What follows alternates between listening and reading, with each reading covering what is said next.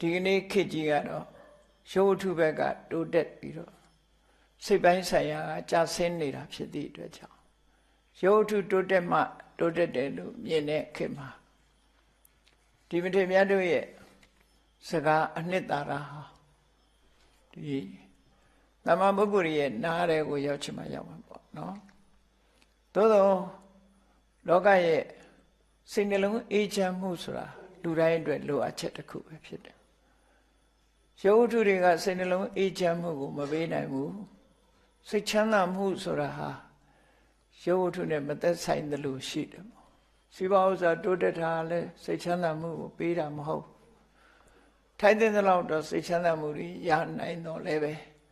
အပြည့်အဝပေးနိုင်သလားဆိုမပေးနိုင်ဘူးစိတ်ချမ်းသာမှုလုံးဝအပြည့်အဝပေးနိုင်တာတော့စိတ်ပိုင်းဆိုင်ရာတိုးတက်မှုကသာပေးနိုင်တယ်ဒါကြောင့်မို့စိတ်ပိုင်းဆိုင်ရာတိုးတက်မှုတွေကိုအခြေခံပြီးတော့မထေရမြတ်တွေပြောခဲ့တဲ့စကားဟာ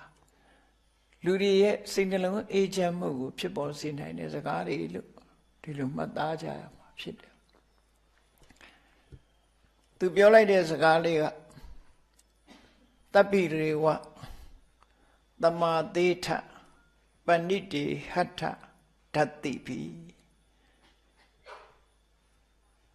တပ္ပိရေဝသမာသေထဆိုတဲ့စကားလုံးကတကယ်ကိုလူတော်လူကောင်းတွေနဲ့ပဲဆုံတွေ့ပါစေ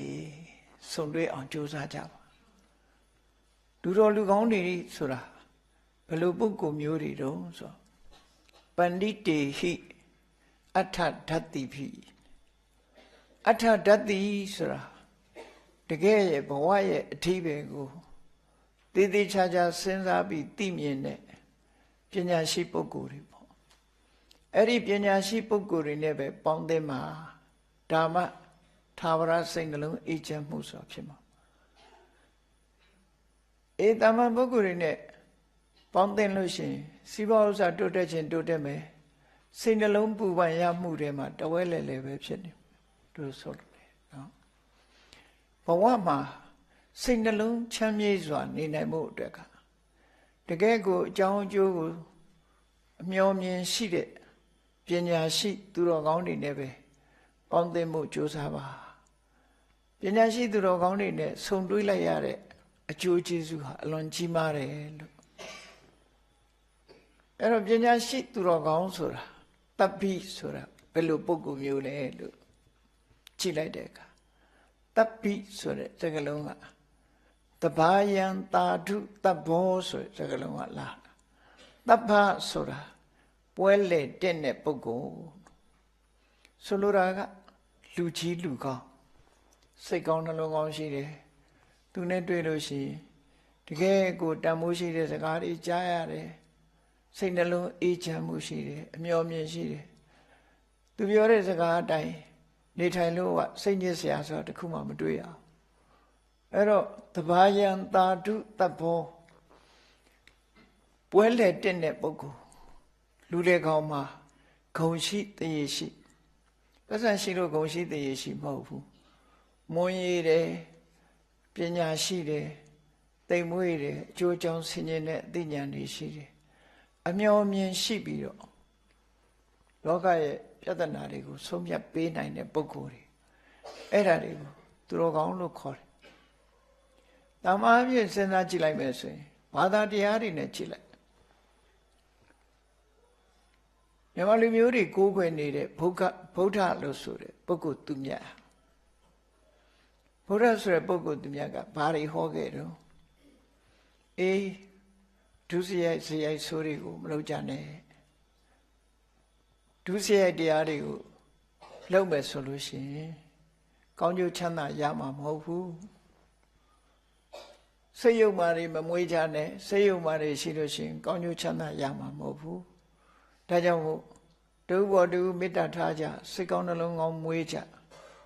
ကိုယ်ရနေကြသွားတဲ့ပုဂ္ဂိုလ်ပေါ်မှာအကျဉ်းနာပွားကြကိုချင်းစာတရားထားကြကိုယ်ရတာလွန်သွားတဲ့ပုဂ္ဂိုလ်လည်းပဲသဘောပေါက်နားလည်ပြီးတော့သူ့ပေါ်မှာမနာလို့မရှုစိတ်မဖြစ်ကြနဲ့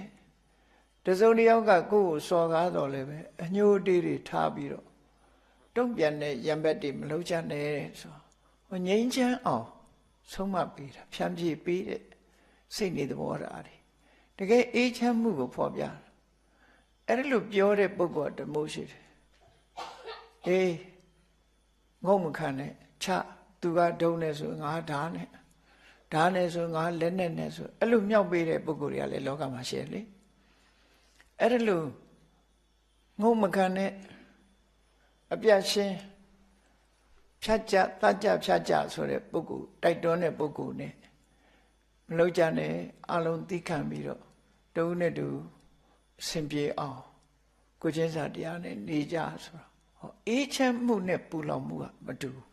နော်ပူလောင်မှုကမတူသို့သောလောကသားတွေအနေနဲ့ကတော့ငုံခံလိုက်တာကိုအရှုံးပေးတယ်လို့ယူဆကြတယ်ရှုံးပေးတယ်ဒီဘဝမှာသူကကြည့်လိုက်လို့ရှိရင်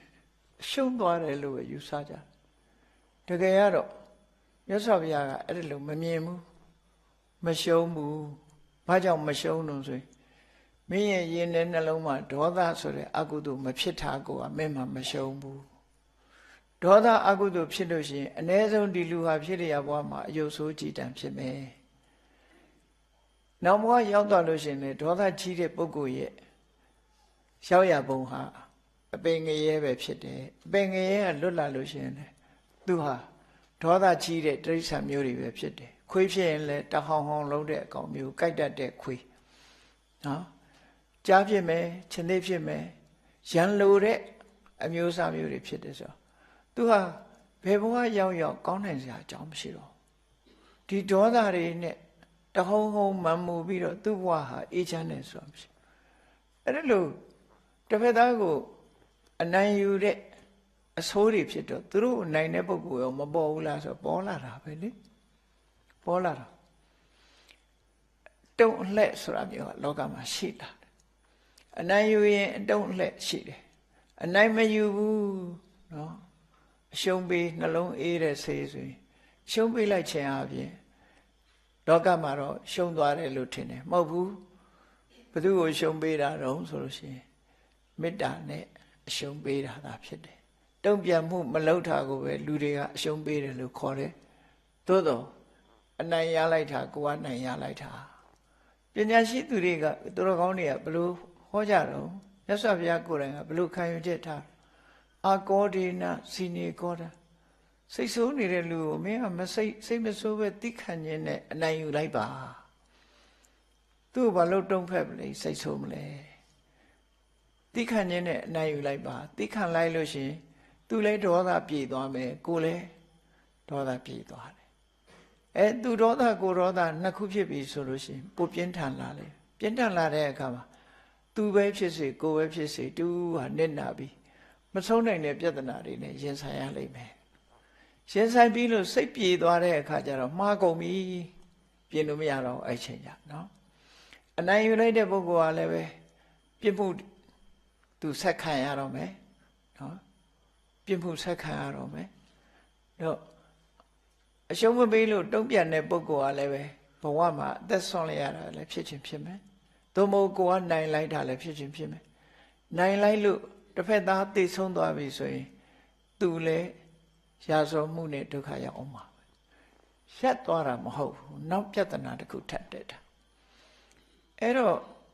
မြတ်စွာဘုရားရဲ့အဆုံးအမသူတော်ကောင်းတွေရဲ့အဆုံးအမဆိုတာအာကောဒေနစိနေကောတာဒေါသကြီးလို့ရှိရင်မေတ္တာနဲ့အနိုင်ယူလိုက်ပါမေတ္တာနဲ့ငြိမ်းသက်လိုက်ပါသူဒေါသငြိမ်းသက်လိုက်လို့ရှိရင်မိတ်ဆွေမပြည့်အခင်မပြည့်နောက်ကျဖြစ်သွားအဲ့ဒါလို့အနိုင်ယူနည်းတွေကိုအကြောင်းကျိုးဆင်ခြင်ပြီးတော့ပြောပြတဲ့ပုဂ္ဂိုလ်တွေကိုတပ်ပိရေဝတမတေထအဲ့ဒီလိုပုဂ္ဂိုလ်မျိုးတွေနဲ့ပဲဘဝမှာဆုံတွေ့ပြီးသူတို့ရဲ့အကြံဉာဏ်တွေသူတို့ရဲ့အဆုံးအမတွေနဲ့ပဲနေတာကောင်းတယ်လို့ဒီပုံနှမထေကအဲ့လိုမရှိတာနော်သူ့ရဲ့အမှတ်တရစကားဟာအဲ့ဒါကြိုးကြုံဆင်ခြင်တတ်တဲ့ပညာရှိတဲ့ပုဂ္ဂိုလ်တွေရဲ့ပညာရှိတဲ့ပုဂ္ဂိုလ်တွေနဲ့ပဲသူတော်ကောင်းတွေနဲ့ပဲပေါင်းသင်းမှုဆုံတွေ့ဖို့ကြိုးစားပါတဲ့အဲ့ဒါလို့ကြိုးစားလို့ရလာတဲ့အကျိုးဟာအမှန်တမ်းကြီးမားပါတယ်လို့ဆိုပြီးတော့ ဘာဆက်ပြောတော့ဆိုအထံမဟန္တံဂံဗီရံဒုဒ္ဒတံနိပုဏံအနုတဲ့တာမန်လူတွေကဒီလိုအချက်ကိုမြင်ခဲ့တယ်ဘာလို့အရှုံးပေးရမှာလဲသူချကိုချပေါ့ဆိုတာမျိုးမြောက်ပိတ်မှာပဲလေကိုကတော့မဟုတ်ဘူးဖြစ်ပေါ်လာမဲ့ပြဿနာတွေကိုကြိုတင်မြင်လိုက်တယ်မြင်လိုက်သည့်အတွက်ကြောင့်သူ့ရဲ့အတွေးဟာနဲ့နဲတယ်ဖြစ်ပေါ်လာမဲ့အကြောင်းအရာတွေအကုန်သိလို့နော်အလွန်ကြီးမားတဲ့အကျိုးအမြတ်တူနဲ့တူရန်စားဆိုတာမရှိဘူးဟောလောကကြီးမှာဟိုအင်္ဂလိပ်ဘာသာအုပ်တွေမှာလည်းပဲရှိတယ်လေနာမည်တော့မေ့နေရိုမီယိုတို့ပါတို့အဲ့ဒီရှိတ်စပီးယားရေးတဲ့ဝတ္ထုတွေထဲမှာဆိုရင်ဆွေမျိုးတွေအစဉ်အဆက်ရံပဲဖြစ်နေကြတာလေနောက်ဆုံးမှာတူတူနားလည်မှုယူတဲ့အခါမှာအဲ့ဒီရန်ညှိုးဟာပြတ်သွားတာလို့ဆိုရင်သူနိုင်တဲ့အလှည့်ကိုနိုင်တဲ့အလှည့်သူကဥတဲ့အလှည့်ကိုကဥတဲ့အလှည့်ကျက်လက်ကဖြစ်နေကြရန်ညှိုးဆိုတာဟာဒီဘဝတည်းမဟုတ်ဘူးတခါတော့ကနော်ဒီလိုရန်ညှိုးမျိုးတွေကြောင့်မို့လို့လူသားနဲ့ဘလူမလူသားအမျိုးသမီးတယောက်ကစပြီးတော့ဖြစ်တာလူသားအချင်းချင်းကစပြီးရန်ညှိုးဖြစ်ကြတယ်မျိုးသမီးနှစ်ဦးအပြိုင်ဖြစ်တယ်ပေါ့နော်အိမ်တော်ဘက်အပြိုင်ဖြစ်တဲ့အခါမှာတူမနာလို့တဲ့စိတ်တူကမနာလို့တဲ့စိတ်နဲ့ပျက်စီးအောင်ကြံဖန်နောက်ဆုံးမှအသက်ဆုံးရှုံးသွားတဲ့အခါမှာအဲ့ဒီမျိုးသမီးကအညှိုးတေးထားပြီးဒေါသနဲ့သိဆုံးသွားတယ်ညှိုးတေးနဲ့သိဆုံးသွားတယ်တင်းတော့သိသေးတာပေါ့နော်ခုခေတ်လူတွေပြောတာလို့နော်ကိုယ်အလှဲ့ကြတော့မနှွဲ့စဒန်းဆိုပြီးတော့အတုံးအလှဲ့ဆိုတာလာမှာပဲဆိုပြီးအန်ကျိတ်ပြီးတော့မချမ်းနိုင်ဖြစ်ပြီးတော့သူဟာသိဆုံးသွားတဲ့အခါဘာသွားဖြစ်တုံးဆိုจิตတစ်သွားဖြစ်တယ်ခုနကသူ့ကိုအနိုင်ယူလိုက်တဲ့အမျိုးသမီးကဘာသွားဖြစ်တုံးဆိုသမင်သွားဖြစ်တယ်သမင်သွားဖြစ်တဲ့အခါသမင်မွေးတိုင်းจิตတစ်ကလာစားအတုံးလှဲ့ကြောင့်သူ့ကိုမှပုံမုံတာသူ့ကိုမှပုံမုံပြီးသူ့သားသမီးတွေကြီးပဲစားပြစ်တယ်ဘာမှမတတ်နိုင်ဘူးအဲ့ဒီအခါမှလည်းပဲသူကိုယ်တိုင်စားခံရတဲ့အချိန်လေးမှာနောက်ဘဝကျမင်းကိုငါနိုင်မရစေဆိုပြီးတော့သူကလည်းပဲမကြေနိုင်မခိုင်းနိုင်နဲ့ဖြစ်သွားပြန်ဖြစ်သွားတဲ့အခါမှာလူမဘဝရောက်သွားဟိုမျိုးသမီးကတမင်မကဟိုဘလူမဘဝဖြစ်ပြီးတော့ခုနကလာလာစားတဲ့ကျက်သိမကလူပြန်ဖြစ်လာတယ်အဲ့ဒီအချိန်မှာတခါပြန်ပြီးတော့အတုံးအလှဲ့လောက်တာပဲနော်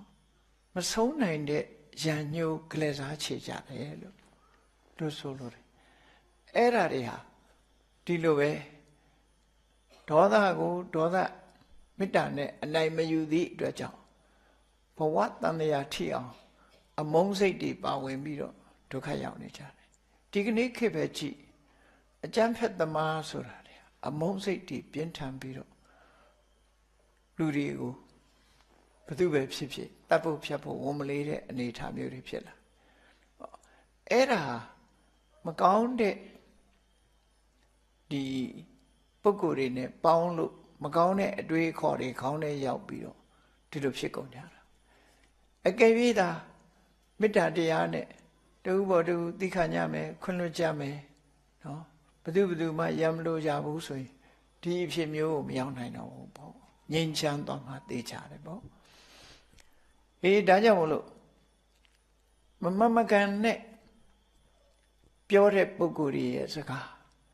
လူမိုက်တွေရဲ့အပြောစကားတွေရဲ့ခြားထဲမှာနှမျောသွားတဲ့ပုဂ္ဂိုလ်တယောက်ဟာဘယ်တော့မှကောင်းရာအဖြစ်ကိုမရပဲနဲ့ငြိမ်းချမ်းမှုကလည်းဘယ်တော့မှရမှာမဟုတ်ဘူးလို့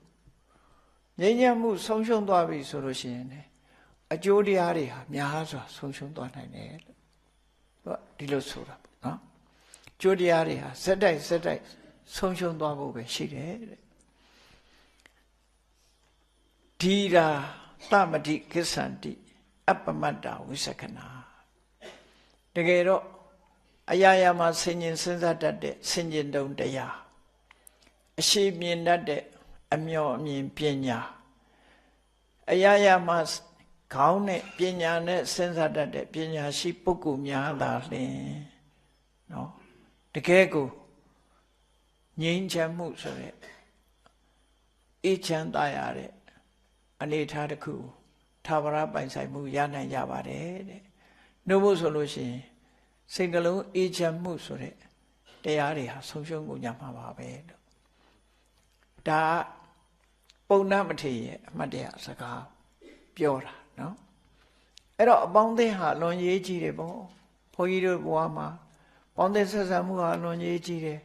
မကောင်းတဲ့လူနဲ့ပေါင်းလို့မကောင်းတဲ့အတ္တတွေတက်လာမယ်မကောင်းတဲ့အတွေးတွေခေါင်းထဲဝင်လာမယ်မမှန်မကန်တဲ့အမြင်တွေခေါင်းထဲရောက်လာမယ်ဆိုရင်အဲ့ဒီအမြင်တွေကိုအခြေခံပြီးတော့သူဟာဆိုးမိုက်ပြီးတော့နောက်ဆုံးမှာတန်တရားထဲမှာရုံမထွက်နိုင်တော့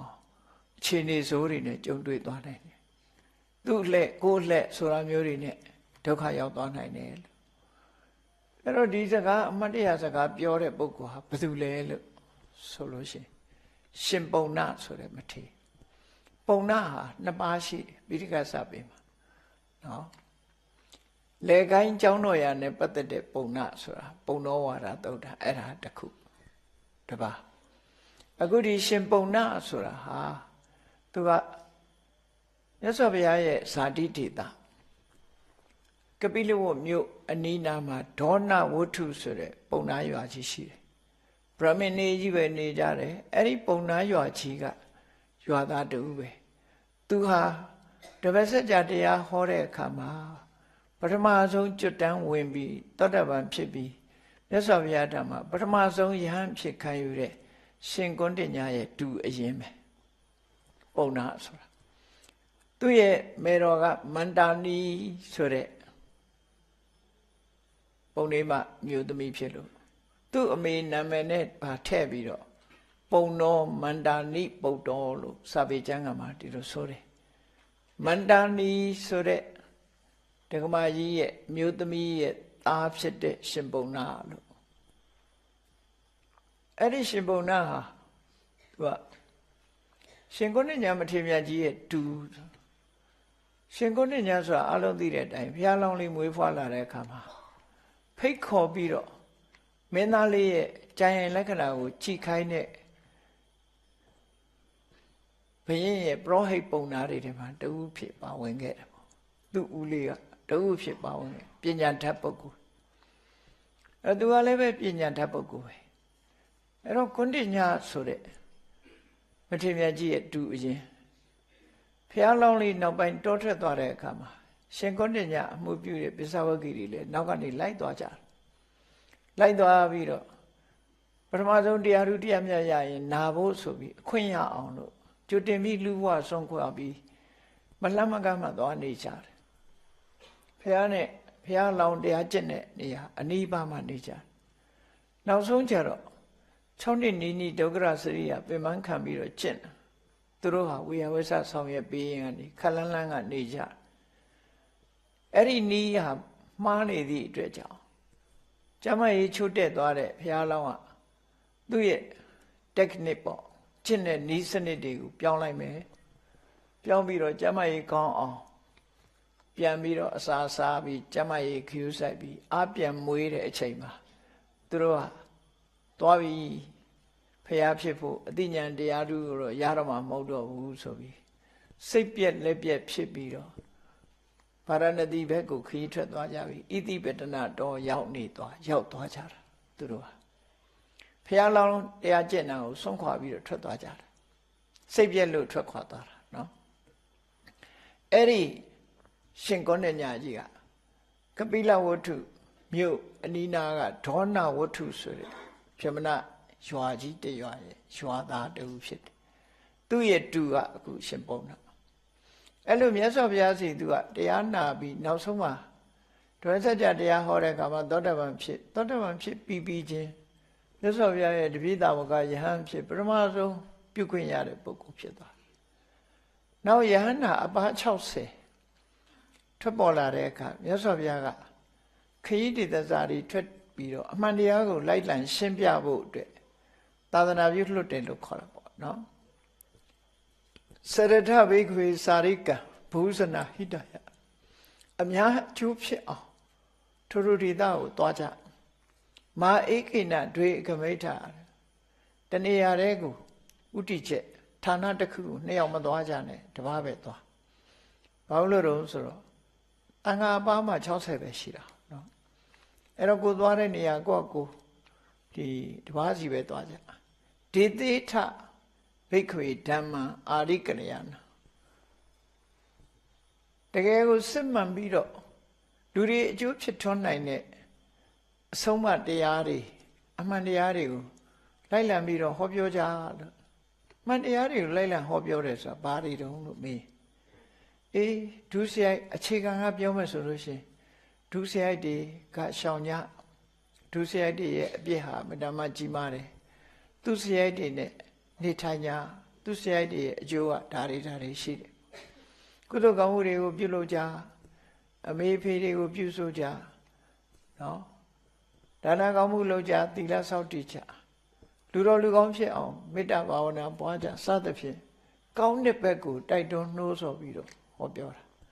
အဲ့ဒါတွေမကဘူးလောကကြီးမှာဘယ်ရာမှမမြဲဘူးဒါကြောင့်မို့အမှန်မြင်ဖို့အမှန်တွေးဖို့အပြောဆိုလုပ်ကိုင်အသက်မွေးမှုဝမ်းမှုတွေဟာမှန်ကန်တဲ့ဘက်ကိုဥတည်ထားကြဖို့ကျိုးပန်းအထုတ်တယ်ဆိုတာဘာတွေကိုကျိုးပန်းအထုတ်အောင်စီးပွားရေးကျိုးပန်းအထုတ်တာကတစ်ခုဓမ္မရေးနဲ့ပတ်သက်လာပြီးကိုယ်တဏ္ဍာမှာမကောင်းတဲ့စိတ်တွေသဘောထားတွေရှိရင်တွန်းလှန်ဖယ်ရှားပစ်ဖို့ကြိုးစားကြကောင်းတဲ့စိတ်တွေသဘောထားတွေမွေးမြူဖို့ကြိုးစားကြကြိုးစားခိုင်း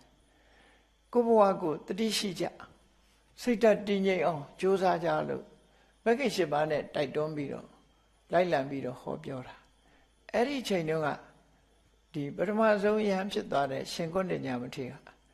မြတ်စွာဘုရားကသာသနာပြုလို့တော့သူပဲသွားတော့ဆိုကပိလဝတ်သွားတာသူဒေတာကိုသူပြန်သွားလိုက်တယ်ပြန်သွားပြီးတော့သူ့ရဲ့တူလေးကအရွယ်ရောက်နေပြီအဲ့တော့စာတော်တယ်တတ်တယ်ပုံနာဆိုတဲ့လူငယ်လူရွယ်လေးဟာထက်ထက်မြက်မြက်ရှိတော့သူ့တူလေးနားလဲအောင်ပြောပြီးတော့သူကသင်္ကန်းဝတ်ပေးတယ်သင်္ကန်းဝတ်ပေးတယ်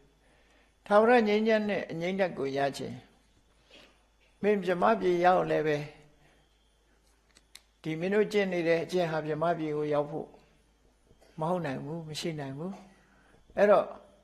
ဗြဟ္မပြည်ရောက်တာတဲ့တန်တရားလည်းပဲငါတို့ကျင့်တဲ့အကျင့်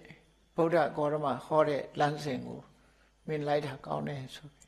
ပြီးတူလေးကိုနားချပြီးတော့သာသနာ့ဘောင်ဝင်ခိုင်းလိုက်တယ်ဝင်ခိုင်းရဟန်းပြုပေးထားတယ်ရဟန်းပြုပေးထားတော့သူကရဟန်းပြုပြီးတော့မြတ်စွာဘုရားကရဟန်းတန်ဃာတွေကိုဒေသစာတွေကြွချီဖို့ဆိုဆေလွတ်လိုက်ပြီးတဲ့နောက်မှာသူကိုယ်တိုင်ကဂယာဘက်ကိုကြွသွားတယ်ဂယာဘက်မှာ2လ3လနီးနီးသတင်းသုံးနေထိုင်ပြီးတော့ယသိတစ်ထောင်အခြေအနေကိုကြည့်ပြီးယသိတစ်ထောင်နားလဲသဘောပေါက်အောင်ယသိတစ်ထောင်ကိုစီယုံပြီးတော့တရားချတယ်နောက်ဆုံးမှာယသိတစ်ထောင်ဟာသူတို့ရဲ့လမ်းစဉ်တွေကိုစွန့်ပယ်ပြီးမြတ်စွာဘုရားရဲ့လမ်းစဉ်နောက်ကိုလိုက်ကြတာနော်အဲ့လိုလမ်းစဉ်နောက်လိုက်တာတဲ့အခါအားလုံးကယဟန်ဖြစ်ပြီးတော့ဖရာဘဲကိုကြွတော့ဆိုဗေမိသာရမင်းကြီးကတောထွက်လာတော့ကသူကတောင်းဆိုထားတာရှိတယ်ရှင်ဘုရားဗုဒ္ဓအဖြစ်သို့ရောက်ရင်သူ့နိုင်ငံကိုပထမဆုံးကြွပေးပါလို့ဆိုအဲ့တော့ရာဇဂိုနဲ့လည်းနီးနေတာဖြစ်တော့ကြောင့်ဗုဒ္ဓဂယာကနေပြီးယသိတစ်ထောင်နောက်ပါခြံရံနဲ့ရာဇဂိုဘက်ကိုယင်ကြွလိုက်တာရာဇဂိုကြွပြီးတော့မြတ်စွာဘုရားဟာရာဇဂိုမှာသတင်းသုံးနေထိုင်ခဲ့တယ်ပေါ့နော်အဲ့လိုသတင်းသုံးနေထိုင်တာအဲ့ဒီအချိန်လေးမှာပဲရှင်ကောဏညကြီးကလည်းဟိုဘက်ရောက်ပြီးတော့တူတူကိုဆိုမြတ်စွာဘုရားရာဇဂိုမြို့သတင်းသုံးနေထိုင်တဲ့အချိန်မှာဘုရားစီတစ်ခေါက်ပြန်လာတယ်ပြန်လာပြီးတော့သူကအကြီးဆုံးတက်တော့အကြီးဆုံးလည်းဖြစ်တယ်ပထမဆုံးယဟန်ဖြစ်တာဆိုတော့အဲ့ဒီမှာရှင်သာရိပုတ္တရာတို့ရှင်မောက္ကလန်တို့ဆိုတာကမြတ်စွာဘုရားရာဇဂိုသတင်းသုံးတဲ့အခါမှာပေါ်နေပြီသူတို့ဟာအက္ခတာဝကယာထူးတွေနဲ့နေထိုင်တဲ့ပုဂ္ဂိုလ်တွေ ဧကတဝကယာဓုဆိုတာတရားဟောပြီဆိုလို့ရှိရင်ဒီ hierarchy လို့ခေါ်တယ် hierarchy ဆိုတာ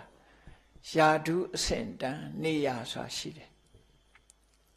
မြတ်စွာဘုရားကတရားဟောပြီဆိုတဲ့အခါမှာရှင်သာရိပုတ္တရာရဲ့နေရာကဘုရားရဲ့လက်ရဘက်မှာရှိတယ်ရှင်မောဂလန်ရဲ့နေရာကလက်ဝဲဘက်မှာရှိတယ်ဘုရားနဲ့တန်းပြီးတော့သူတို့ထိုင်တာ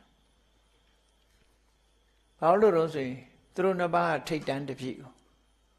ထိတ်တန်းတစ်ပြည့်ဘာကြောင့်သူတို့ထိတ်တန်းဖြစ်နေတာတော့လို့ဆိုပညာအရာမှာဘုရားလောက်နီးနီးပညာကြီးတယ်ရှင်သာရိပုတ္တရာရှင်မောဂလန်ကလည်းဘုရားလောက်နီးနီးတကူကြီးတယ်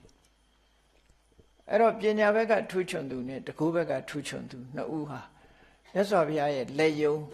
လက်ဝဲလက်ရာမှာရံပြီးတော့တရားဓမ္မဟောပြောတဲ့အခါမှာအမြဲတမ်းထိရောက်အောင်စွမ်းနိုင်တဲ့ပုဂ္ဂိုလ်တူနှစ်ပါးအောင်မြတ်စွာဘုရားရဲ့လက်ယုံတစ်ပြည့်ကြီးအဖြစ်သူတို့ကသတင်းတောင်းရှင်ကုဏ္ဏညာကပထမဆုံးယံဖြစ်ခဲ့ပြီမဲ့လို့သူစုပန်ခဲ့တာကပထမဆုံးတရားဓုကိုရရပါလို့ဤတရားဥနာရပါလို့ဤပဲစုပန်ခဲ့တာဖြစ်တယ်ဒါကြောင့်မို့သူအတွက်နေရာကတော့မြတ်စွာဘုရားရဲ့နောက်ကျောမှာထားတယ်အကြီးဆုံးဖြစ်ပေမဲ့လို့သူကနောက်ကရောက်သွားတယ်ယာဓုနဲ့ hierarchy ဆိုတဲ့ယာဓုအဆင့်နဲ့ကြည့်လိုက်နောက်ရောက်သွားအဲ့ဒီမှာရှင်သာရိပုတ္တရာတို့ရှင်မောဂလန်တို့ကသူရှိရထိုင်ရမှာအာနာတယ်အသက်အားဖြင့်ငယ်တယ်အရွယ်အားဖြင့်ငယ်ကြတယ်သူတို့တွေထေကြီးဝါကြီးဖြစ်ပြီးတကယ်ကိုလေးစားရတဲ့ပုဂ္ဂိုလ်ကြီးကသူတို့နောက်ကဆိုတော့အာတုံအာနာဖြစ်တော့ရှင်ကုဏ္ဏညာကတန်ခါပရိသတ်ထဲမှာသူတို့ကိုချမ်းချမ်းသာသာနေပါစေသူတို့ကစုပန်လာတဲ့ပုဂ္ဂိုလ်တွေထူးချွန်တဲ့ပုဂ္ဂိုလ်တွေလူဆိုတာအရေးချင်းမတူဘူးလေနော်ဒီချင်းမတူအသက်နဲ့ပြောလို့မရဘူးအဲ့တော့သူတို့ကိုခွင့်လန်းပေးတယ်တာမန်ပုဂ္ဂိုလ်တွေဆိုဘယ်ပေးမလဲနောက်မှပေါ်ထင်ရွှေကြပင်ဆိုပြီးကဲ့ရဲ့အောင်ပါလေလူတွေကနောက်မှပေါ်လာရင်ရွှေကြပင်လို့တော့အခေါ်ခံရတယ်ဒါပေမဲ့နှုတ်ပြဖို့ပဲစဉ်းစားအရွှေကြပင်နောက်မှပေါ်ထင်ရွှေကြပင်နေဆိုပြီးတော့မလိုမုန်းတာဖြစ်တတ်တယ်ဒါလူသဘာဝကိုပြောရှင်ကုဏ္ဏညာမထေရကြီးကတော့အဲ့လိုစိတ်ထဲမှာမဖြစ်ဘူးအေးသူတို့နေရထိုင်ရအခက်ခဲလိမ့်မယ်ငါတန်ဃာတွေကြားမှာမနေတော့ဘူးမြတ်စွာဘုရားစီခွင့်ပန်ပြီးတော့ဟိမဝန္တာတောင်ကဆတ္တန်အိုင်းဆိုတဲ့ဘက်မှာသွားပြီးတသက်လုံးအဲ့ဒီမှာပဲသတင်းသုံးသွားတယ်ပြန်မလားနောက်ဆုံးပြိဋိဘံသံဃာနီးမှာဘုရားစီတစ်ခေါက်လာကြော့သွားတယ်အဲ့ဒီမှာပဲပြိဋိဘံဆံသွားအဲ့တော့သူကသူ့တူလေးကိုသင်္ကန်းဝတ်ပေးထားခဲ့ပြီးမြတ်စွာဘုရားစီသူပြန်လာတဲ့အချိန်မှာသူ့တူလေးကပုံနာဆိုတဲ့ရဟန်းတော်လေးကစိတ်ထဲမှာသူကဘယ်လိုတုံးဆိုသူဖះကိုလိုက်ပြီးတော့မဖူးသေးဘူးဘာလို့လို့ဆိုသူတရားမကျင့်ရသေးဘူးသူဥကြီးတော်စီကတရားဓမ္မတွေကိုသူနာယူလိုက်တာနာယူပြီးတော့ကမ္မထာအထုတ်နည်းတွေကိုသူမှတ်သားပြီးတရားထုတ်ပြီးတရားဓုတရားမြတ်ရမှငါဖះကိုသွားဖူးတော့မယ်နော်တရားဓုမရမချင်းငါဖះစီမသွားသေးဘူးဆိုပြီးတော့တရားပဲအထုတ်လိုက်တာတရားအထုတ်လိုက်တော့သူကယန္နာဖြစ်သွားတယ်ယန္နာဖြစ်သွားတဲ့အခါမှာဘာတွေကိုသူစိတ်ဝင်စားတော့လို့ဆို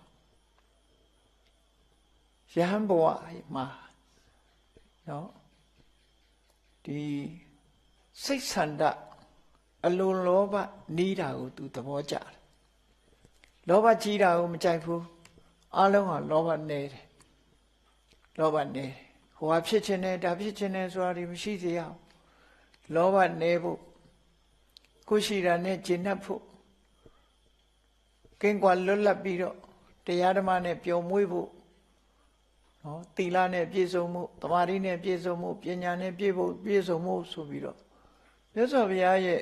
အဆုံးအမထဲမှာအရေးချင်းတန်ဖိုးတွေကိုဖော်ပြထားတဲ့စကား10မျိုးကထာ10ပါးလို့ခေါ်တယ်အဲ့ဒီကထာ10ပါးနဲ့ပဲသူတပည့်တွေကိုဟောပြောဆုံးမသူကိုယ်တိုင်ကလည်းကိုယ်တိုင်လိုက်နာကျင့်သုံးတယ်အဲ့ဒါနဲ့သူကနာမည်ကြီးတယ်ဟောပြောကောင်းတယ်တပည့်တွေစီယုံရေးကောင်းတယ်သို့တော့ဘုရားနဲ့သူမတွေ့ရသေးဘူးနော်ဘုရားနဲ့မတွေ့ရသေးဘူးမြတ်စွာဘုရားကိုသူယန္နာဖြစ်ပြီးမှဖူးမယ်လို့အဲ့ဒီအချိန်မှာသူတပည့်တွေကလည်းယန္နာဖြစ်သွားယန္နာ900 ယန္တာ900ကဘုရားကိုအရိယာဖြစ်သွားရင်ဘုရားကိုပိုးချီညိုကြတယ်ဘာလို့လဲဆိုရင်သူတို့သိတဲ့တရားဟာဘယ်ပုဂ္ဂိုလ်ကနေဟောတဲ့တရားလဲဆိုသူတို့ကိုယ်တိုင်သိသွားတဲ့အခါကျတော့ဟာဒီလိုစစ်မှန်တရားမျိုးဒီလိုပုဂ္ဂိုလ်မျိုးရဲ့တရားဟာအမှန်တမ်းထူးခြားတယ်ဒီလိုပုဂ္ဂိုလ်မျိုးနဲ့မတွေ့ရရင်ဒီတရားမျိုးမနာရရင်တို့ဒီအသိဉာဏ်တွေရမှာမဟုတ်ဘူးဆိုသိကျေစုတင်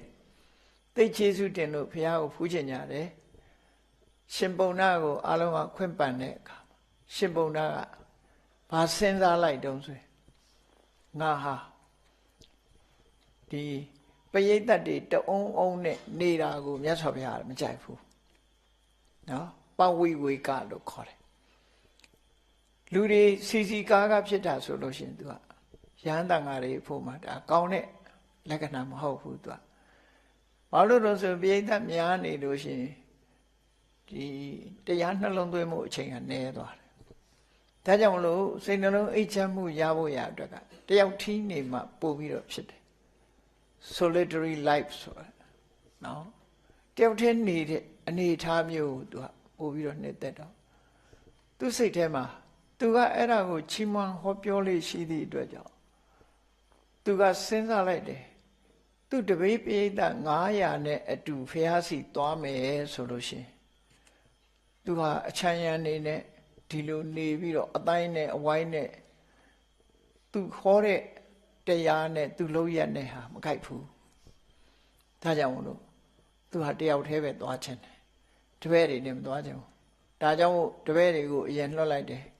ကဲကိုတော်တို့အရင်သွားမြတ်စွာဘုရားကိုရှိခိုးတပည့်တော်ရဲ့စကားနဲ့ဘုရားရဲ့ခြေတော်ဆုံးကိုဥတိုက်တဲ့အကြောင်းကိုရှောက်ထားတပည့်တော်နောက်မှလိုက်လာခဲ့ပါမယ်ဆိုပြီးသူကိုယ်တိုင်ဟောတဲ့တရားကိုသူကိုယ်တိုင်လေးစားလိုက်နာတဲ့အနေနဲ့သူဟာတဝိရိနေတဲ့ဘဝကိုစံပြအနေနဲ့နေပြပြီးသူတို့တွေကိုလွှတ်လိုက်တယ်လွှတ်လိုက်တဲ့အခါကျတော့သူတို့တွေကလည်းသူ့ကိုအလွန်လေးစားကြတယ်မြတ်စွာဘုရားစီရောက်တဲ့အခါကျတော့သူတို့တွေကသူတို့ဆရာဘယ်လောက်တော်တယ်ဘာတွေကိုဟောပြောတယ်ဆိုတာကိုမြတ်စွာဘုရားကိုရှောက်ကြတယ်နော်ရှောက်ကြတဲ့အခါဒီလိုဒီဘယ်အရာပဲဖြစ်ဖြစ်လောဘမကြီးတာတို့ရှိတာလေးနဲ့ကျင့်တတ်တာတို့လွတ်လွတ်လပ်လပ်နေတာတို့ကိုချင်းသီလပြေဝအောင်အထောက်ထားတို့ဆိုတဲ့အည်အသွေးတွေသူဟာသူကိုယ်တိုင်လည်းရှိအောင်လုပ်တယ်တပည့်တွေကိုလည်းရှိအောင်ဒါကိုပဲအလေးနဲ့ထားပြီးတော့ဟောပြောတယ်ဆိုတာဒီမြတ်စွာဘုရားကိုရှောက်ကြတာအဲ့ဒီစကားကိုဘယ်သူကကြားတော့ဆိုရှင်သာရိပုတ္တရာကြားဇာတိဒေသမှာသာသနာပြုတရားဟောနေတာရှင်ပုံနာအဟောပြောလဲအလွန်ကောင်းတယ်ဆိုတာရှင်သာရိပုတ္တရာကြားတော့ရှင်သာရိပုတ္တရာအလွန်ပညာကိုတန်ဖိုးထားတဲ့ပုဂ္ဂိုလ်ဆိုဒီစကားလည်းကြားလိုက်ရောသူရှင်ပုံနာကိုသိတွေးခြင်းစိတ်ရှိတယ်သိတွေးခြင်းအဲ့တော့တွေးခြင်းတော့ယဟန်တွေကိုခဏခဏပြောတာရှင်ပုံနာများလာလိုက်လို့ရှိရင်သူကတနေရာရောက်နေမတွေးလိုက်ရမှာဆိုလို့သူစီကိုသတင်းပို့ကြပါမြတ်စွာဘုရားရဲ့ဇာတိဒေသကရှင်ပုံနာဆိုတာဟာအင်မတန်မှတော်တယ်ဘုရားရှိခိုးမှာသူတို့တွေကချီးမွမ်းပြီးရှောက်ကြတယ်အတော်ကိုတော်တဲ့ပုဂ္ဂိုလ်သူ့ကိုတွေးကျင်လိုက်တာလို့ရှင်သာရိပုတ္တရာပြောတော့ယဟန်တန်ဃာထဲမှာပဲထင်ရှားတယ်ရှင်သာရိပုတ္တရာဟာရှင်ပုံနာကိုမမြင်ခင်ကတည်းကခင်မင်ပြီးတော့တွေးချင်မျက်နှိုးတယ်ဆိုတာကိုသိလာအဲ့တော့မြတ်စွာဘုရားရာဇဂိုမြို့ကနေပြီးတော့တာဝတိဘက်ကိုခီးကြွသွားတယ်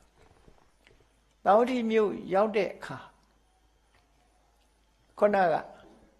ရှင်ပုံနာကကပိလဝတ်မှာနေတာမြတ်စွာဘုရားတာဝတိမြို့ရောက်တယ်လဲကြားရောသူကလည်းပဲတာဝတိမြို့ကိုဖျားဖူးဖို့အဲ့ကြမှာလာနော်အနုဆိုရင်ရာဇဂိုတိအောင်သူသွားရမယ်မသွားရဘူးကိုဗုဒ္ဓဂယာသွားတဲ့လူတွေသိလိုက်မယ်နိဘောနယ်ဇာနဲ့တာဝတိကနီးတယ်လေအဲ့တော့ကပိလဝတ်ကနေပြီးတော့တာဝတိဘက်ကိုဆင်းလာပြီးတော့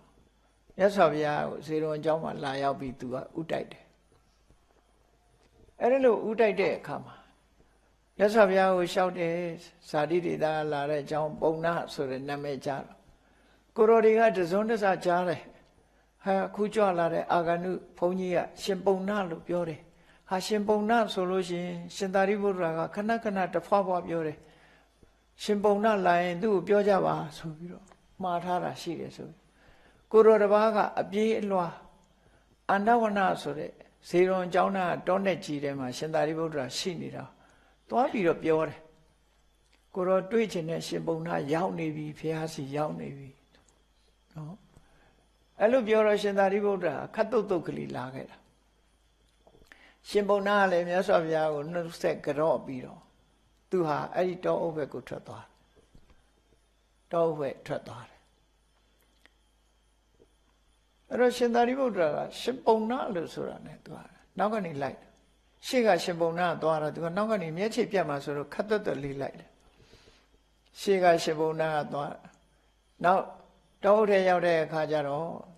တပင်တပင်အောက်မှာရှင်ပုံနာကထိုင်ပြီးတော့တရားနှလုံးသွင်းအဲ့ဒီမှာရှင်သာရိပုတ္တရာကနောက်ဆုတ်ပြီးဘေးနားကတပင်တပင်မှာအသာထိုင်ဒီချိန်တော့သွားလို့မတော်သေးဘူးဟာဒါလူဆိုတာအကဲခတ်ရတယ်ပေါ့နော်ဒီချိန်ကသွားလို့မတော်သေးဘူးသူဟာသမဘဝင်စားနေတဲ့ချိန်ဒီချိန်မှာသွားစကားပြောရမယ့်အချိန်မဟုတ်ဘူးဆိုပြီးတော့မလန့်မကန်းကနေပြီးတော့မျက်စိအောက်ကပျောက်သွားမှဆိုလို့စောင့်ကြည့်နေတဲ့ပုံစံမျိုးအဲ့ဒီမှာသွားပြီးတော့နေရှင်ပုံနာကအဲ့ဒီမှာသမဘဝင်စားရာကနေထစဉ္ညာလျှောက်ပြီးဆိုတဲ့အချိန်ကျမှရှင်သာရိပုတ္တရာကသူ့တစ်ပင်အောက်ကထွက်လာပြီရှင်ပုံနာစီရောက်လာတာသိတွေးချင်တာသူသိတွေးချင်တော့နာမည်ကိုရင်မမေးဘူးရှင်ပုံနာရဲ့စွမ်းရည်တတ္တိကိုသိချင်တာတဲ့ကိုရောတဲ့မေးပြရစီတဲ့ကိုရောသာသနာပေါင်းဝင်တာဟာတီလာစင်ကြယ်ဖို့ဝင်တာလားလို့ဟုတ်ပါဘူးတဲ့နောက်ဖြေပုံလေးကိုကြည့်ဒါဖြင့်တမာတိတိုးတက်ဖို့ဝင်တာလားမဟုတ်ပါဘူးပြောလိုက်တာတစ်ခုစီမေးသွားပြီးတော့နော်တီလာအတွက်လည်းမဟုတ်ဘူးတမာတိအတွက်လည်းမဟုတ်ဘူးနဲ့ဝိပဿနာဉာဏ်အဆင့်တွေကိုမေးတာအဲ့ဒါအတွက်လားမဟုတ်ဘူးတဲ့နော်တီလာဝိသုဒ္ဓိစိတ်တဝိသုဒ္ဓိတီလာဝိသုဒ္ဓိဆိုတာကိုချင်းတီလာတွေပြည့်စုံတာစိတ်တဝိသုဒ္ဓိဆိုတာတမာတိစွမ်းအားတွေပြည့်တာစိတ်စင်ကြယ်တာနောက်ကင်္ခာဝိတရဏဝိသုဒ္ဓိဆိုတာအကြောင်းအကျိုးအကြောင်းတရားကိုသိမြင်ပြီးတော့စင်ကြယ်တာနော်ပฏิပဒါညာဏတသနာဝိသုဒ္ဓိမေဃညာဏတသနာဝိသုဒ္ဓိဝိပဿနာလမ်းကြောင်းဟုတ်တယ်မဟုတ်ဘူးဆိုတာကိုသိပြီးစင်ကြယ်တာပฏิပဒါညာဏတသနာဝိသုဒ္ဓိလမ်းမှန်ပေါ်ရောက်ပြီးတော့စင်ကြယ်တာညာဏတသနာဝိသုဒ္ဓိမဉ္ဇဉ်ရပြီးစင်ကြယ်တာအဲ့ဒါတွေအတွက်ကိုရောသင်္ကန်းဝဋ္ဌလားဖះစီမှာတရားထုတ်တာလားဆိုမဟုတ်ဘူးလို့ဖြေဒါဖြင့်ဘာအတွက်တုံးဆိုနိဗ္ဗာန်ကိုမျက်မှောက်ပြုဖို့အတွက်ကြိုးစားတယ်ဆိုတော့အနုပါဒဒီစကားဟာတမာအဖြစ်ဆိုရင်တော့ကိုရောသီလစင်ကြယ်ခြင်းလို့ယဟန်ဝဋ္ဌလားဆိုဟုတ်တယ်လို့ပဲပြောကြမှာသူမဟုတ်ဘူးတဲ့ဘာလို့ဆိုဒါလမ်းဆုံးမှမဟုတ်တာဟုတ်နော်လမ်းဆုံးမှမဟုတ်တာအဲ့ဒါတွေကိုရှင်သာရိပုတ္တရာကိုဥပမာနဲ့ရှင်းပြတာကောသလမင်းကြီးကခီးထွက်လာတယ်တဲ့ခီးထွက်တဲ့ကအရေးတကြီးသွားเสียရှိတယ်မြင်းထားတစည်းတဲ့နဲ့သွားရင်မြင်းမခံနိုင်ဘူးခီးကနည်းနည်းဝေးတယ်ဝေးသည့်အတွက်ကြောင့်မြင်းလဲ9စီးမြင်းထား9စီးကိုဆင့်ခေါ်ထားတယ်ဘယ်နာတစည်းဆောင်ဘယ်နာတစည်းဆောင်တာဝတိမျိုးကထွက်လိုက်တဲ့အခါတစည်းအဲ့ဒီမြင်းမောပြီဆိုရင်နောက်မြင်းတစည်းပေါ်တစည်းဆက်သွားအဲ့တော့နောက်တစည်းပေါ်ဆက်သွားနဲ့မြင်း9စီးနောက်ဆုံးသူသွားခြင်းတဲ့နေရာကိုရောက်တယ်ရောက်တဲ့အခါမှာတဲ့ဘယ်ထားနဲ့လာတာတုံးလို့မေးမယ်ဆိုလို့ရှိရင်သူကကြည့်လေတာဝတိမျိုးကထွက်လာတော့ကယထာတစင်းလေကြားထဲမှာလည်းယထာတွေအများကြီးသူပြောဖို့ရတစင်းနဲ့လည်းပြောလို့မရဘူးနောက်ဆုံးစင်းနဲ့လည်းပြောလို့မရဘူးပြောလို့မရတော့ဒီတိုင်းပဲပြောတာဝတိမျိုးကထွက်တာကယထာတစီအဲယထာတစီပြီးတော့နောက်တစ်ခါတစီဆိုအစင်းစင်းနောက်ဆုံးဒီနေရာရောက်လာတဲ့ယထာကတော့ဒါပဲလို့ဆိုပြီးတော့အဲ့ဒီလိုဖြေးတယ်လို့ပဲတဲ့ဒီသီလဝိသုဒ္ဓိဆိုတာဘာအတွက်တုံးဆိုစိတ်စင်ကြယ်ဖို့အတွက်စိတ်တဝိသုဒ္ဓိအတွက်သာဖြစ်တယ်အဲ့ဒီပဲတဆင့်ပုတ်ပေးတာသူကယ ယဟန်တန်ဃာတွေသီလစင်ကြယ်ရင်စိတ်တဝိတ္တုစိတ်စင်ကြယ်မှုကိုပို့ပေးစိတ်စင်ကြယ်မှုကဘယ်ကိုပို့ပေးတော့ဆိုကင်္ခဝိတရဏဝိတ္တုဓမ္မရေးရနဲ့ပတ်သက်ပြီးတန်တရားကင်းတဲ့စီကိုပို့ပေးဒါပေမဲ့တန်တရားကင်းတာကဘယ်ကိုပို့ပေးတော့ဆိုမေဃညာနာတသနာဝိတ္တုဝိပဿနာလမ်းကြောင်းဟုတ်တယ်မဟုတ်ဘူးဆိုတာသိဖို့အဲ့ဒါလို့သွားလိုက်တာနောက်ဆုံးကြတော့မှညာနာတသနာဝိတ္တုရမှာနိဗ္ဗာန်ကိုပို့လာအဲ့တော့ဘယ်ဟာပို့တာတော့ဆိုတော့သူကအဆင်းရဲသွားတာအလုံးကိုပဲဖြေရမှာတခုတည်းနဲ့ဖြေလို့မရအဲ့တော့ရှင်သာရိပုတ္တရာကမေးလိုက်တာကိုသူကအဲ့ဒါလို့စနစ်တကျဖြေဆိုပြီးတော့ပြလိုက်တော့မှရှင်သာရိပုတ္တရာကသူတရားနာခြင်းလို့တမင်မေးတာသူမသိတာမှမဟုတ်တာပဲเนาะအဲ့ဒါသူရှင်းပြတာကိုသဘောကျပြီရထဝိနိတသုတ်ဆိုတာဟောထားတာရှိတယ်နဲ့အဲ့ဒီမှာရှင်သာရိပုတ္တရာကနေပါအောင်နဲ့အရှင်ဘုရားဟောတာပြည့်စုံလိုက်တာကောင်းလိုက်တာမှန်ကန်လိုက်တာရှင်ဘုရားဘွဲတော်ကဘယ်သူတော်လို့ဆိုတော့တပည့်တော်ဘွဲတော်ကဘွဲကပုံနာလို့ခေါ်ပါတယ်သတင်းသုံးပေါ်တွေကတော့ပုံတော်မန္တန်နိပုတ်တော်မန္တန်နိရဲ့သားယဟန်ပုံနာလို့သိကြပါတယ်ဆိုတဲ့အခါရှင်သာရိပုတ္တရာသူသိရတဲ့နဲ့မေးတာနော်မေးပြီးတော့ရှင်ပုံနာနဲ့တွေ့ရတာ तू ဝန်တာတယ်တဲ့ तू မေးတာတွေကိုကြာနာဖြေဆိုလို့ तू ဟာရှင်ပုံနာကိုခေါင်းပေါ်ရွက်ပြီးတော့ထားခြင်းတယ်ပေါ့လေဘယ်သွား तू မေးစရာရှင်ခေါင်းပေါ်ကနေချပြီးတော့မေးခြင်းတယ်ပေါ့ခေါင်းပေါ်ရွက်ထားခြင်းပါတယ်ရှင်သာရိပုတ္တရာအဲ့လောက်ထိအောင်လူတယောက်ကိုမျက်နှိုးတယ်လို့သူဆိုလို့တယ်နော် तू မေးချင်တာတွေအလွယ်တကူမေးလို့ရအောင်ရှင်ပုံနာကိုခေါင်းပေါ်တင်ပြီးတော့ရွက်ပြီးတော့ထားခြင်းပါတယ်လို့ပြောတော့ရှင်ပုံနာသူပြန်မေးတယ်အရှင်ဘုရားရဲ့ဘွဲတော်ကဘယ်သူတော်ဆိုတော့တပည့်တော်ရဲ့ဘွဲကတော့ဥပဋိတ္တလို့ခေါ်ပါတယ်သတင်းသုံးပေါ်တွေကတော့သာရိပုတ္တရာလို့သိပါတယ်အဲ့ကြတော့မှရှင်ပုံနာကတခွန်းနဲ့ပြောလိုက်တာဖះလောက်နီးပညာကြီးတဲ့ဆရာကြီးနဲ့စကားပြောတာရှင်သာရိပုတ္တရာမှမသိလို့ဥပမာတွေနဲ့သူပြောမိပါတယ်လို့အာနာဖြစ်သွားဟိုကဧကတဝကကြီးလေနော်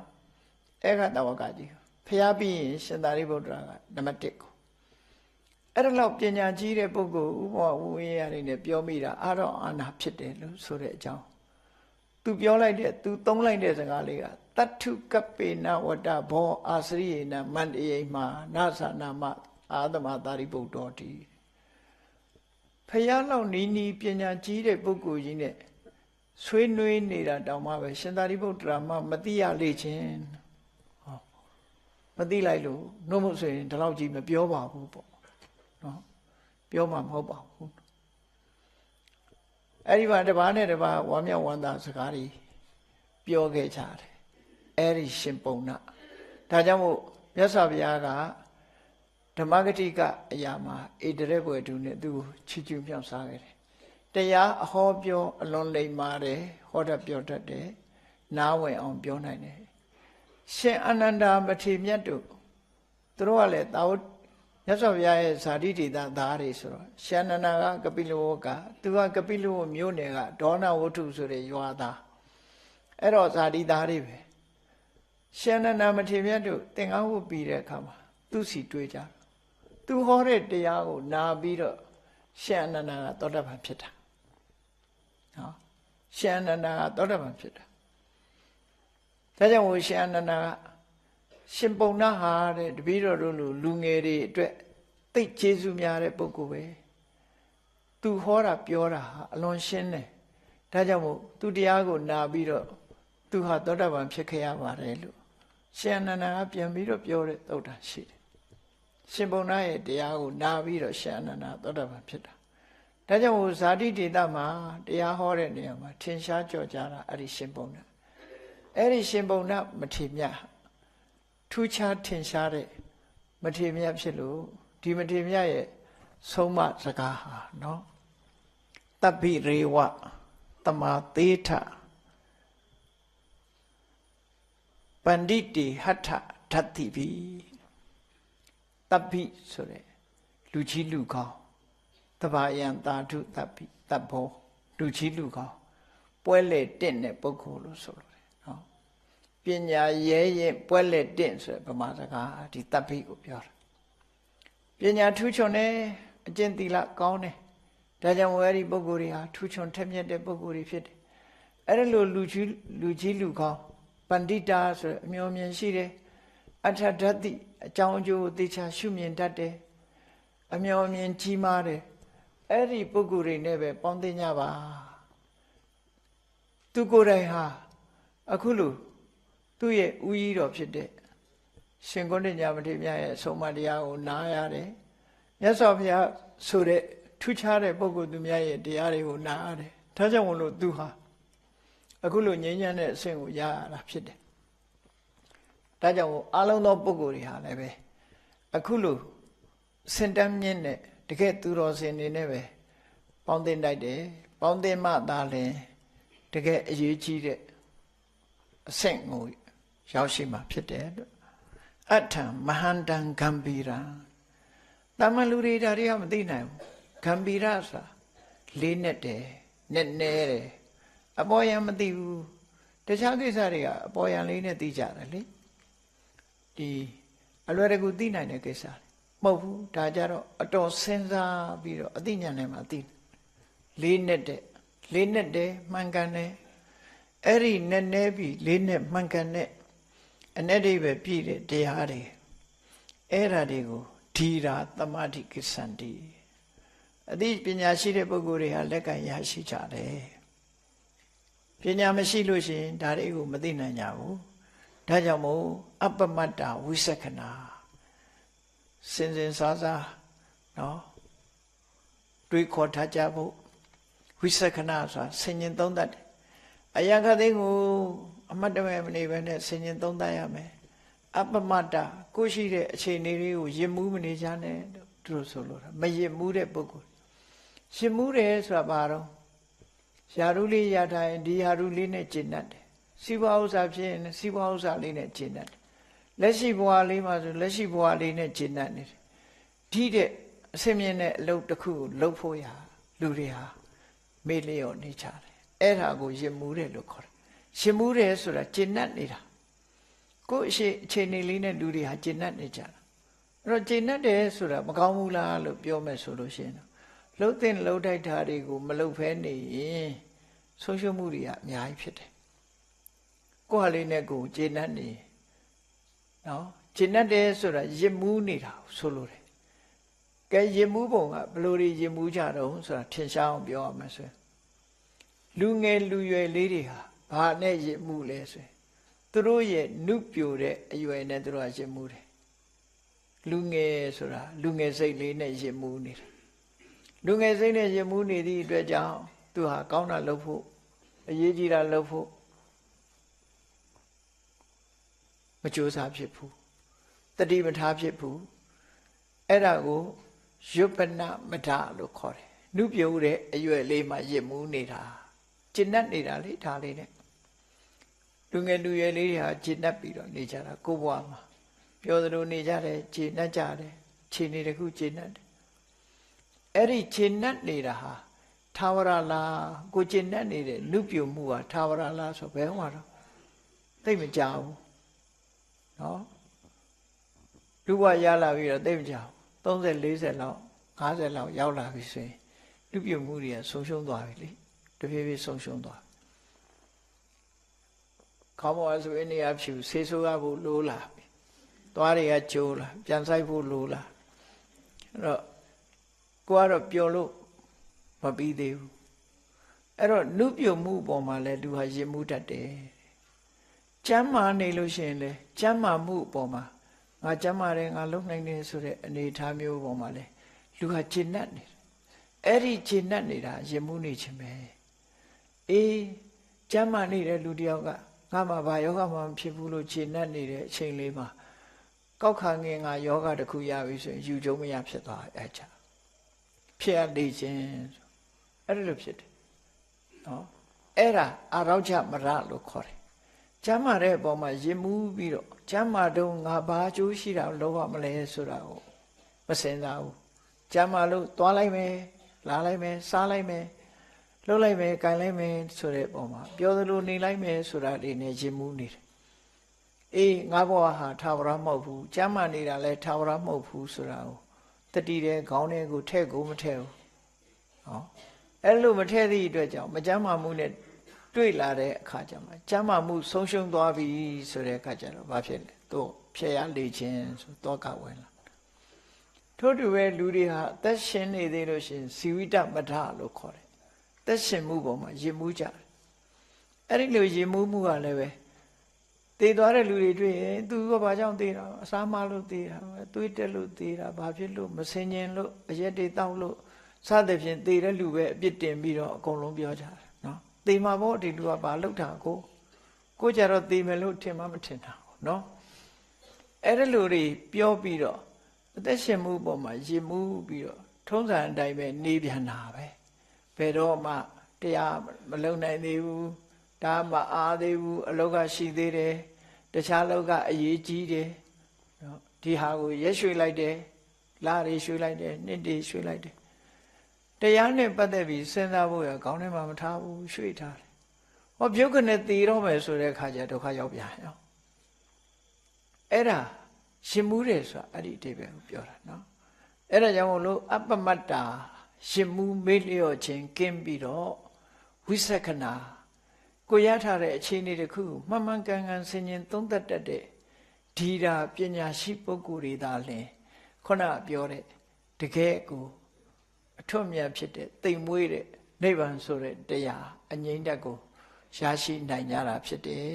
သူတော်ကောင်းနဲ့ပေါင်းမှဓာတွေကိုရနိုင်တယ်သို့မဟုတ်ဆိုရင်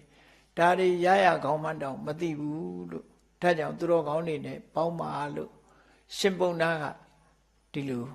ဆုံးမစကားအမှတ်တရစကားကိုပြောကြားခဲ့တာဖြစ်တယ်တရားချစ်ခင်သူတော်စင်ပရိသတ်တို့ရှင်ပုံနာမထေမြတ်ရဲ့အမှတ်တရစကားကိုနာယူမှတ်သားပြီးတို့တွေဟာရှိနေတဲ့အခြေအနေတစ်ခုပေါ်မှာရင်မှုမနေပဲနဲ့လုံးတင်လုံးတတ်တာတွေလုံးမ